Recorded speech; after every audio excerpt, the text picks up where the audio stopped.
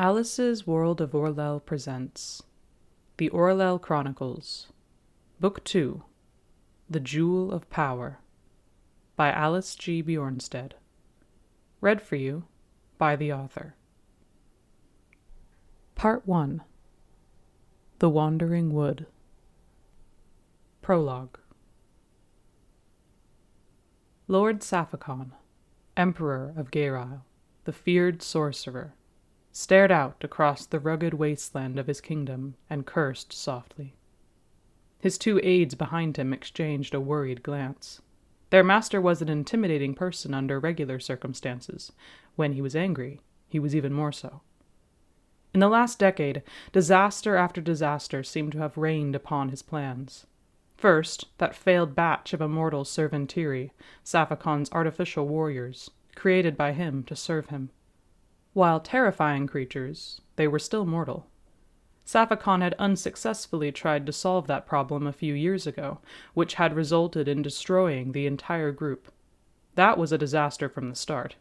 While he still had great numbers of powerful soldiers, they were still mortal.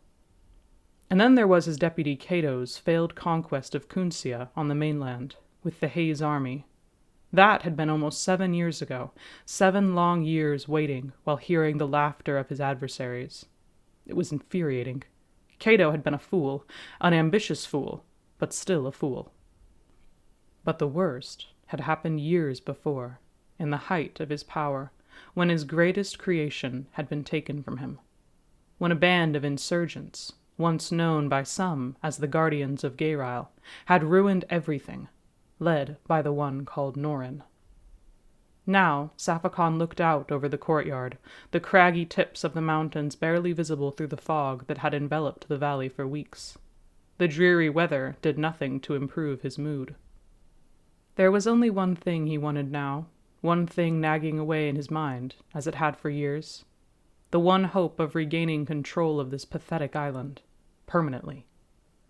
He turned to the aides, his silk-gray garments swooping around him, caught by the wind, and making him look like a wraith. Coupled with his dark eyes, set in a strikingly pale face, he was a chilling figure. "Bring me the hunters. I have need of them." His voice was low, calm. The two aides moved to the door and motioned someone in. 2 men, one tall and brawny, the other slim and sly, entered. Barrett and Sereve, his hired daggers and bounty hunters. "My hunters," Sapphicon said softly, studying them. They both bowed slightly. "You came from the eastern coasts, did you not? What news?" "No word, my lord," the brawny man, Barrett, growled. "Not a bloody thing. Squeezed a few town mares till they squeaked, but they didn't have nothing of interest." "This clears the East Coast hamlets from suspicion, if it makes any difference," Sereve said in his soft, leering voice, with the faintest accent of a desert dweller from the south. Sapphicon smiled. The expression never reached his eyes. They were cold and hard as flint. "Indeed. Well then, forget the eastern coasts. We must look farther. We must look elsewhere." Barrett looked uncertain. "Where to? We're running out of places on Gaeryle." "Then search beyond Gaeryle. I am sending you two to Mata City." The 2 men exchanged puzzled glances. "Mata City?" Sereve said slowly. "Those Cooper creatures can't know a thing," Barrett protested. "Little better than dogs. Look like 'em, too, all furry and walking on all fours. They can't be presumed to be wielding it." Sapphicon took a breath to calm his rising temper. Of course, it had been years since they had searched Mata City. He had, admittedly, given up the thought of the stolen relic being there himself. But there is a new development.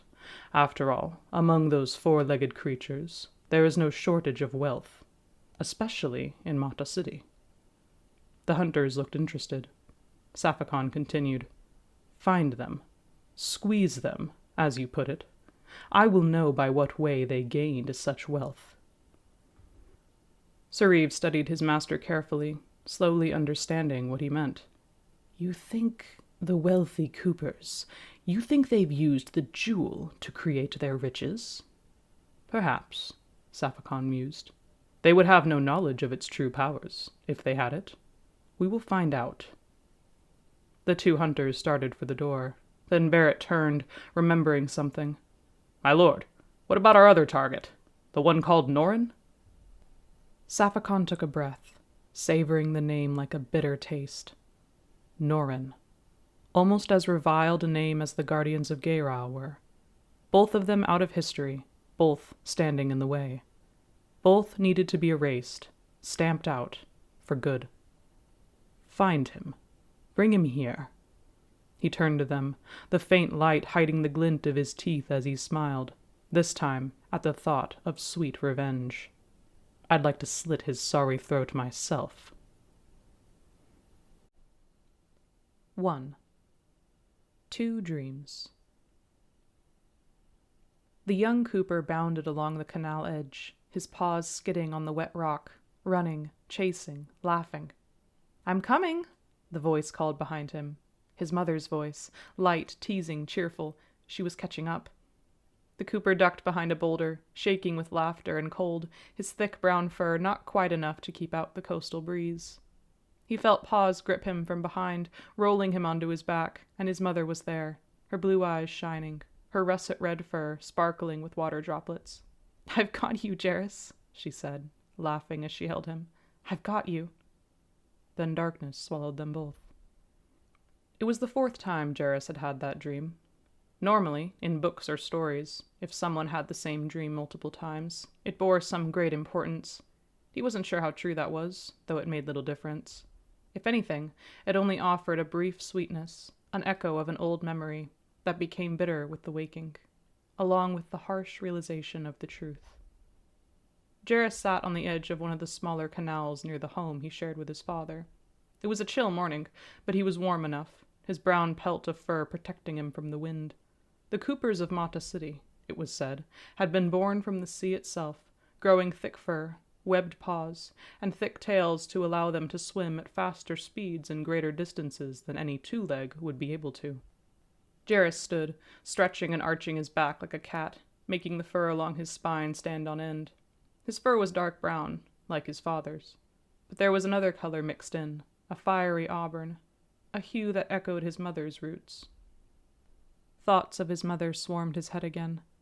Maybe it was the cold breeze, or the ending winter, or just the leftover memory of his dream that had brought her to his mind this morning. Memories of her laughing, cooking in the kitchen, or singing softly as she carved beads from whale bones. Jairus shook his head sharply, as if to shake the thoughts from his mind. He had other things to do today, he reminded himself, and if he didn't get moving, someone else would take the job. Mata City was built right into the sea, with the many canals interlocking the city so that its water-dwelling inhabitants could move about freely. Castle Mata, the dwelling place of Lord Roan, guarded the city from its position at the mouth of the bay. The canals also allowed the many boats and ships to unload their cargo where they needed. Fishing was Mata City's main industry, and the Coopers thrived on it. In fact, Jairus' father was probably out on the water now in his little boat. The canals, though convenient and the envy of other coastal towns, had to be maintained. With the winter storms, the salt water would have eroded the rock heavily, and the current would have brought in a fair amount of debris. Cleaning the canals was cold, filthy work, but it had to be done, and it paid fairly well. Besides, in times like this, Jairus couldn't be picky about work. Karis Puddlepaw, Jairus' father, was a tough old sea dog of a Cooper, but he was getting on in years. He would fight till the end to provide Jairus with the best life he could, and Jairus was grateful for that. But Jairus was 18, old enough and strong enough to work. Canal cleaning might not be ideal, but it would at least pay enough to provide for another 2 weeks. His family had never been wealthy.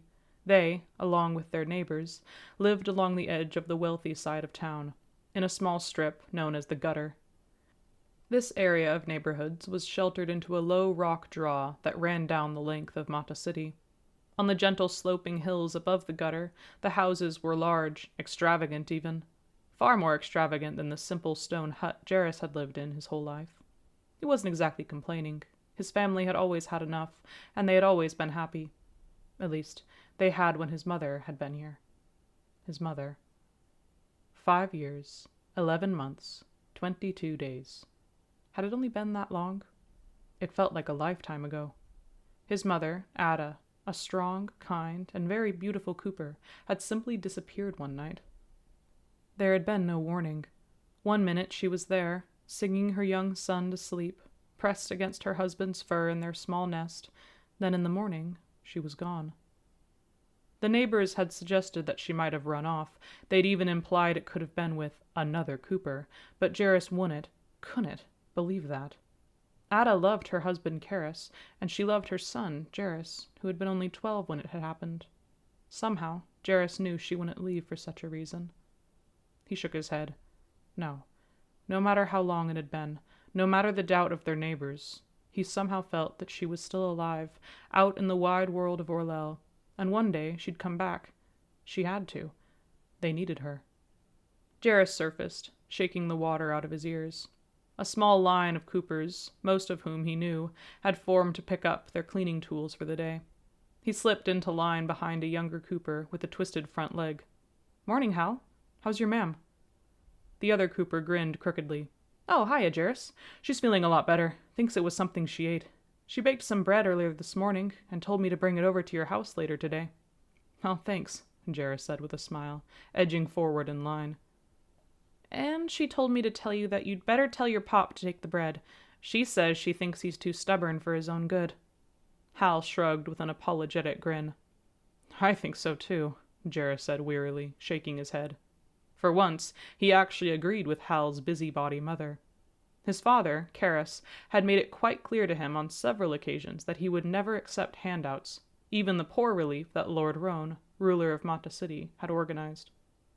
"We'll work our way on our own," Karis had said, his eyes holding a spark of defiance, his pipe clutched between his teeth.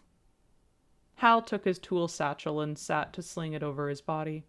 Jarris took his satchel too and sat next to him to open the bag and examine the tools. "This pick is practically dull," he commented, holding the tool up. "Can't be too bad. It'll still get the barnacles. Last week the one they gave me was so rusty it barely did anything." Hal shook his head and stretched his bad leg experimentally. "Achy today," he admitted. "Probably means there's a storm coming." "Now you really sound like your mam," Jarris said with a teasing grin. "Which canals are you working today?" "Near the southeast intersection, and then over in front of Raintail Manor," Hal told him. "They had a party last night, I think. My sister works as a maid over there, and she got home late." Jarris nodded, following him back into the water. The Raintails were a wealthy family that lived a few houses down from the edge of the gutter neighborhoods, where the Puddlepaws lived. It was bizarre to think that on one side of town, people could throw huge parties, while on the other side, their neighbors were struggling to provide enough for their tables. "Did you hear about what's going on up north in Gayral?" Hal asked him, excited to share the gossip. "A couple big ships came down the strait a few days ago, and my mam said she got the news from them.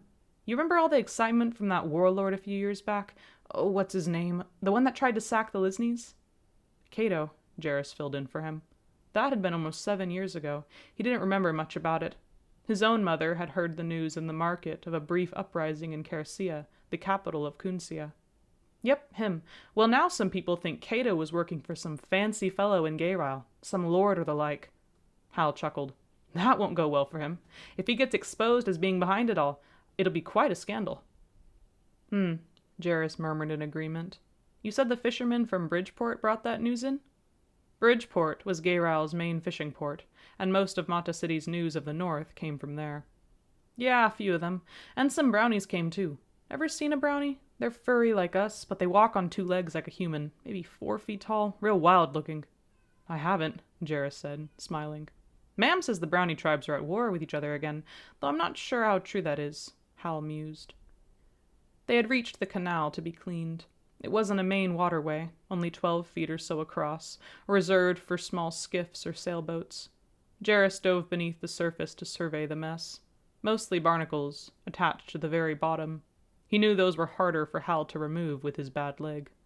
"You go clean closer to the intersection," he said, surfacing and turning to Hal. "I'll work my way towards you. Remember, watch out for the sharp parts." Hal nodded gratefully and moved away. Jarris took a breath, then dove into the water to pick away the barnacles. While the barnacles weren't causing harm at the moment, if they built up on each other over time, they could be dangerous for the sailors or swimmers. and they were easier to remove now. As he worked, Jarrus's thoughts slipped back to his and Hal's conversation. Unrest had plagued Gayryle for decades, he knew. His father had mentioned a trouble-making politician up north, and had been proven right after the drama with Cato's conquest. But everything had seemed relatively quiet after that. In fact, the only news Mata City got from Gayryle nowadays was whatever the fishermen brought back. Those were strange stories. Stories about a sorcerer named Saphicon who had taken over Gayryle using spells and powerful magic. Jarrus was pretty sure those were just rumors, though. Magic was practically extinct here now. He chipped a few more barnacles off the stone, then surfaced to wipe the gritty sand out of his eyes. "You're out early today." Jarrus looked up, wished in an instant that he wasn't as dirty, that his fur was less tousled, and that he could think of a reply. But he was tongue-tied, which tended to happen around her. Sitting on the edge of the canal, tail neatly curled around her paws, was Maya Raintail, the girl who was in the eye of every young Cooper male in Mata City. Her family was also among the wealthiest Coopers in the city.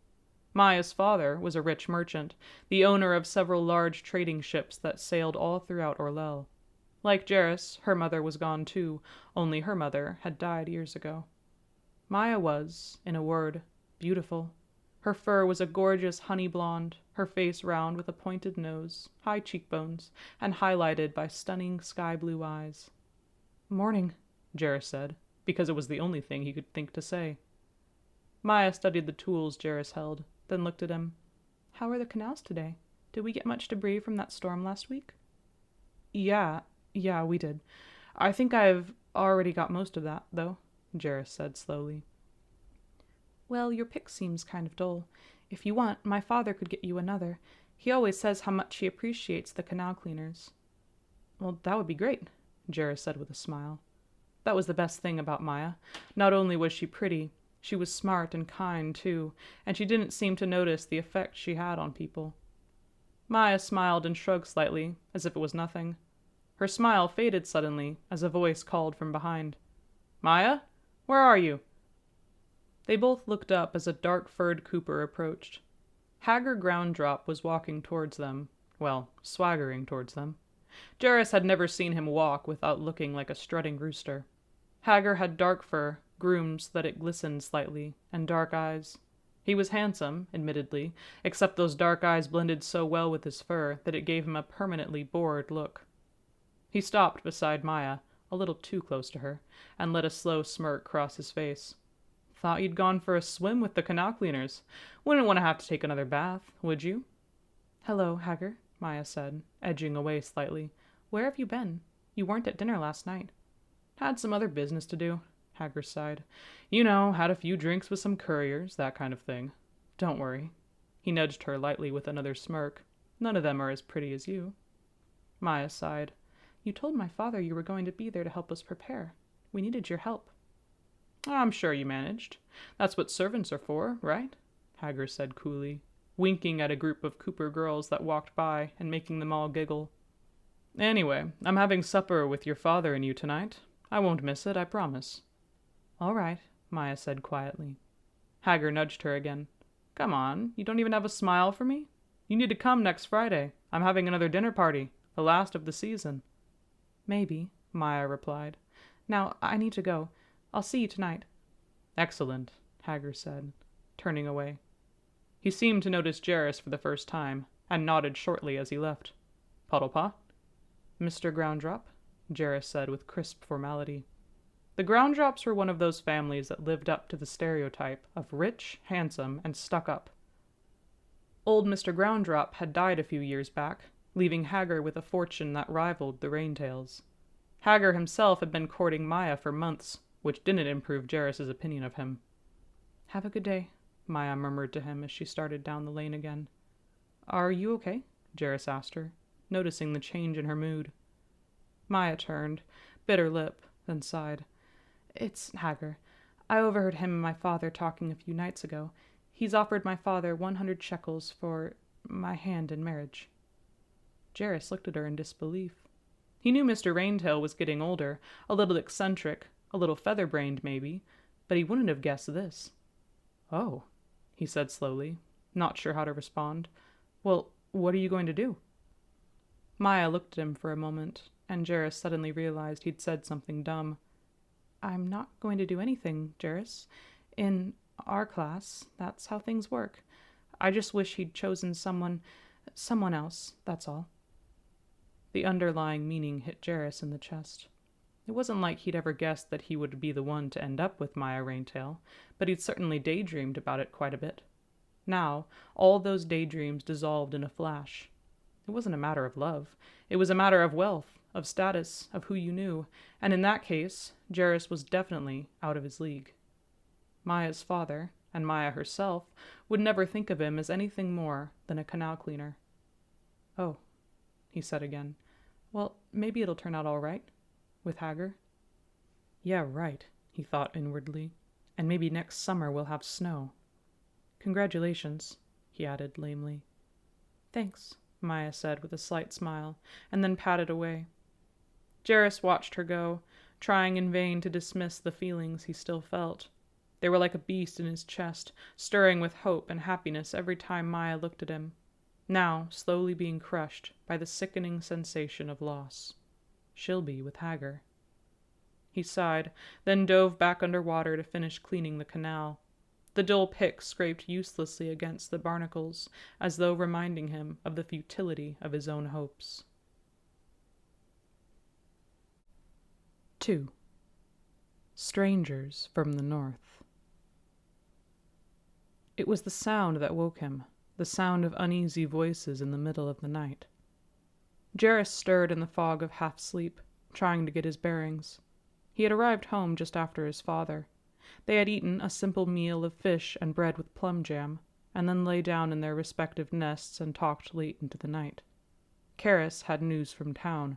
Lord Roan was offering poor relief funds again, and Jarrus knew his father really was struggling, because he had never been one to even consider financial assistance.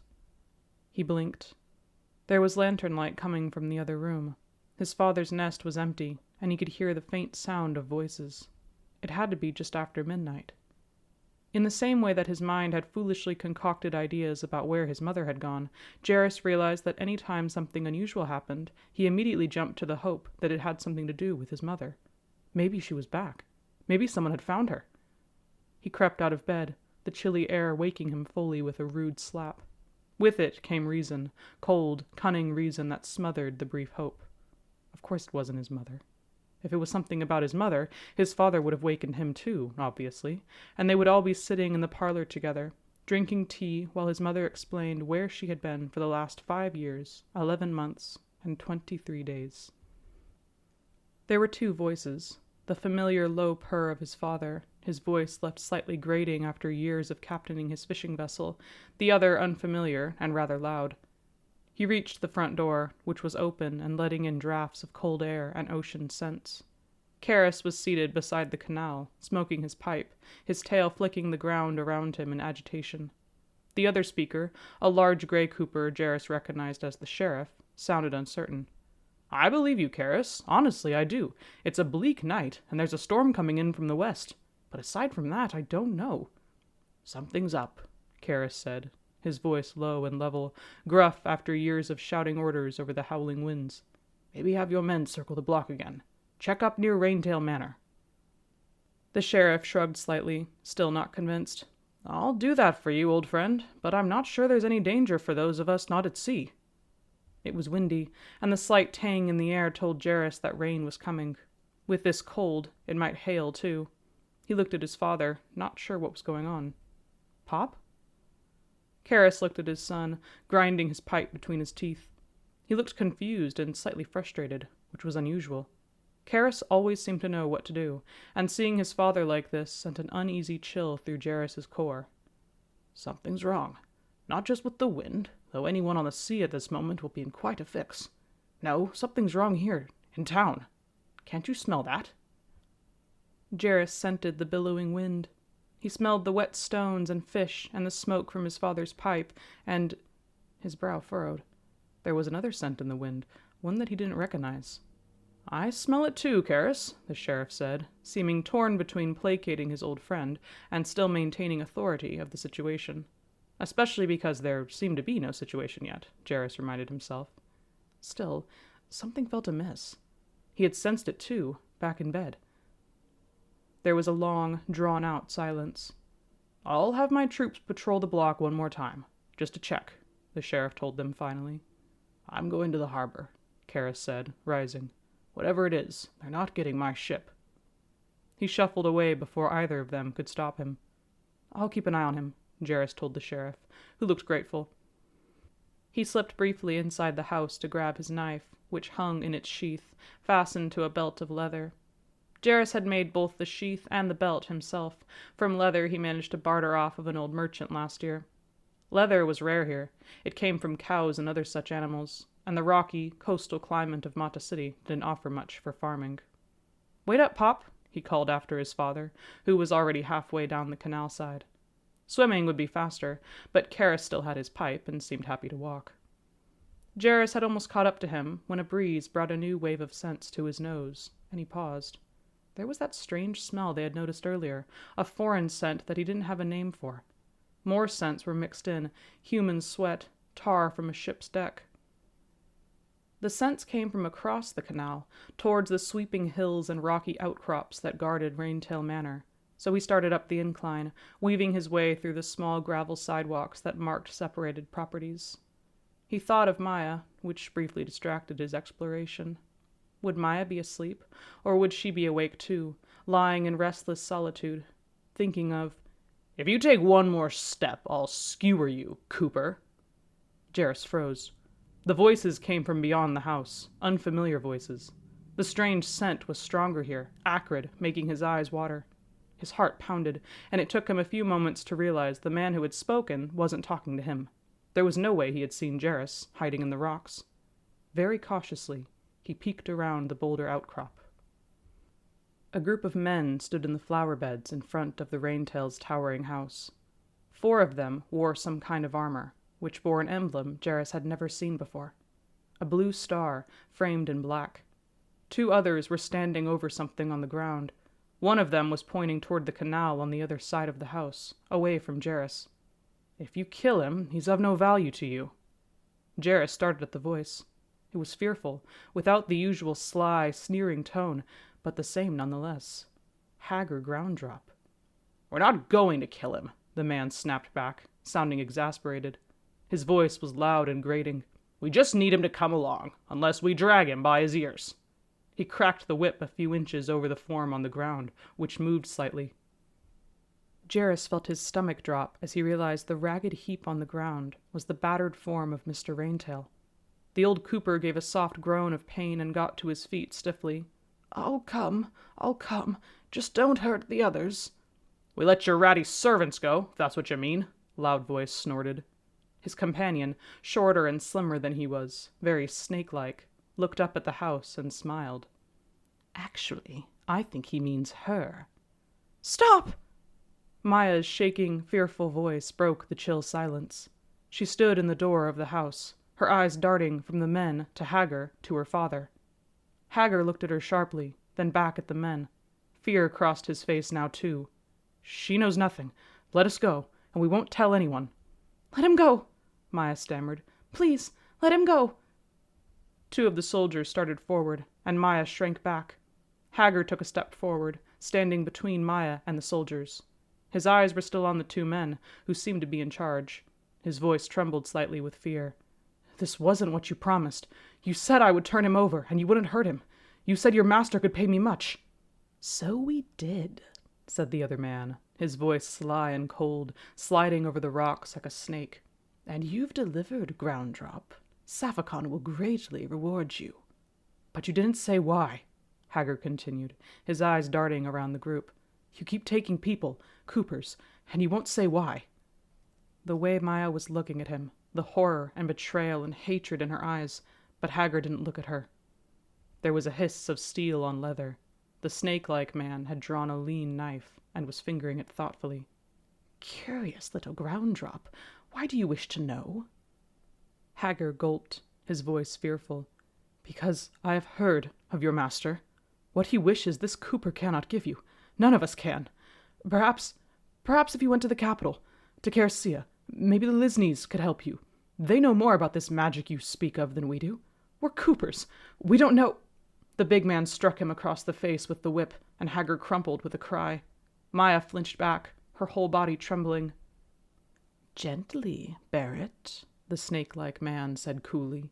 "We need him alive, too." "I can pay you," Mr. Raintail said weakly. "I can double your pay. I promise. Please let us go." "Our pay?"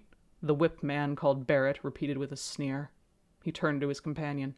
"What say you to that, Sir Reeve?" The other man knelt down before the old cooper on the ground, running his fingers over his knife delicately. "Our pay is nothing you can give us, Raintail. We seek the world." He smiled. "And Saphakon rewards those who are faithful to him." He stood up, nodding at the soldiers. "Bind them both. Back to the ship. Hurry, or our master will have your heads." The soldiers tied up Hagar and Mr. Raintail and dragged them down the road. One of them started toward Maya, who had frozen, too afraid to even tremble any more. The big man seized her and dragged her forward, holding her up by the scruff of her neck. "We taking her too?" Jarrus watched, wishing he was bigger and not such a wretched coward, that he could find the will to draw his knife and lunge forward. But he stood rooted to the spot, unable to move. The snake-like man called Sir Reeve moved forward, taking Maya's chin in his hand, peering into her face. He smiled. "No, we'll leave her here. I think she'd like that. And I think she's a smart little creature. She knows not to tell anyone about this, because she knows many dear friends near here with little children, doesn't she?" The way he said this, almost cheerfully, made Jarrus feel sick. "And of course she knows by now that we have spies. Spies everywhere." He let go of Maya's chin, and the one called Barrett dropped her into the flower beds. Jarrus could see her shaking with silent, furious sobs. "Let's go," Sir Reeve said quietly, nodding in the direction of the harbor. "Any witnesses, take them also, or kill them. Boss doesn't like witnesses." In unison, the group vanished into the darkness. The wind blew for several minutes before their foreign scent had dispersed. Jarrus forced himself to take a breath. He realized he had, unconsciously, been holding it in during the moments when the intruders had spoken to Maya. Maya. He stumbled out of the shadows, not trusting himself to speak. He must have made some sound, though, because Maya looked up swiftly. Her fur was covered in dirt, and tears had formed bright lines on her face. Her eyes were hollow, wet, like sad, shallow pools. "What are you doing here?" she asked, too confused and scared to ask anything else. "I smelled them, and I heard them, so I came to see," Jarrus stammered, feeling bitter guilt fill him. He could have done something. Charged forward with his knife, told the strange soldiers to leave. Something. Maya clearly thought so too, but at least she didn't say it. "Hagar was working with them," she said finally, her voice dull, as if she could not believe it. "Hagar sold father to them. They would have paid him for it too, but they changed their minds. He asked too many questions." "I saw," Jarrus said. The thought of Hagar made his chest feel hot with rage. Hagar, that greedy and slime-filled idiot who had betrayed them. He had regretted it, though, Jarrus reminded himself guiltily. He had tried to save Maya. Of course he had. He was engaged to her, or something like that. Rain was falling. The two of them walked inside without a word, both still in shock. Jarrus had never been inside the Raintail's house, which was a real house, not a traditional stone hut. It was lavishly furnished, and would have looked better if the furniture and trinkets hadn't been scattered across the room, many of them broken in pieces. "They didn't take any of your money?" he guessed, noticing a rather large wallet on the table. "They didn't take anything," Maya said faintly. "Just smashed through it all and broke a lot of it. They didn't steal anything. They were looking for something." Jarrus frowned. This hadn't been a simple robbery. That much he knew. These men had been looking for something specific, and when they learned the Raintails didn't have it, they had taken the witnesses who would cause trouble and scared Maya into silence. What was it that man had said? "We have spies everywhere." That thought was enough to make both of them think twice before reporting this to the town guard. If those men came back. "Where did they take them?" Jarrus asked. "I don't know. They said something about Saphacon. I've heard a little about him. He's a lord from the Northern Isles, from Gairile. They're looking for some sort of weapon, and someone called Norin." Voices outside caught their attention suddenly. It was a town guardsman and the sheriff, returning from the harbor. "Boss, the ship's gone, and there's no sign of Old Man Puddlepaw." Jarrus looked up in horror, listening. "What? Where did he go?" the sheriff demanded. "Don't know," the town guardsman said. "We saw him go out towards the harbor about 10 minutes ago to check on his boat. Now the strange ship's gone, and so is he." The words slowly sank in. His father, his kind, caring, strong-willed father, had gone to protect that little boat, and they'd seen him. He was gone. Jarrus took a shaking breath. Maya looked at him in dismay. "Jarrus, I'm so sorry. I didn't know."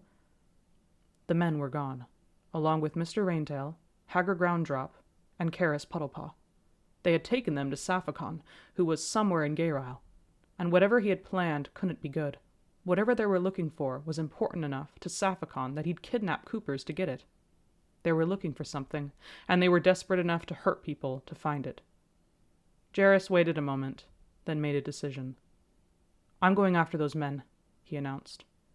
Maya looked up at him, blinking in confusion. "You're... what?"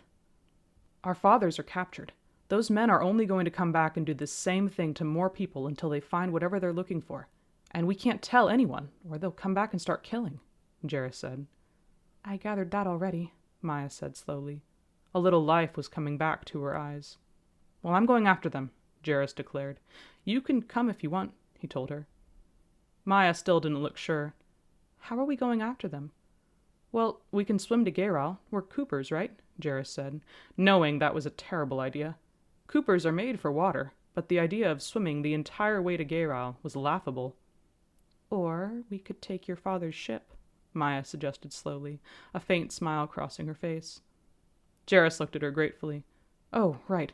That'll work. What do you think we'll need?" Maya finally smiled, which made her look more like her usual self. "I'll get some supplies." Jarrus nodded, glad to see the determination back in her eyes. "What will we do when we get to Gairile?" Maya shrugged. "Ask around. The locals are probably our best bet. Maybe we can find someone to help us." Jarrus nodded and slipped back outside. He could feel the fear fading, replaced by excitement. They were going to Gairile. Maya Raintail had smiled at him. Then he remembered the look on the men's faces, the cruel satisfaction as they watched Mr. Raintail struggle, and the way the man Sereve had spoken of murder in such a calm, comfortable tone. In a flash, the fear was back.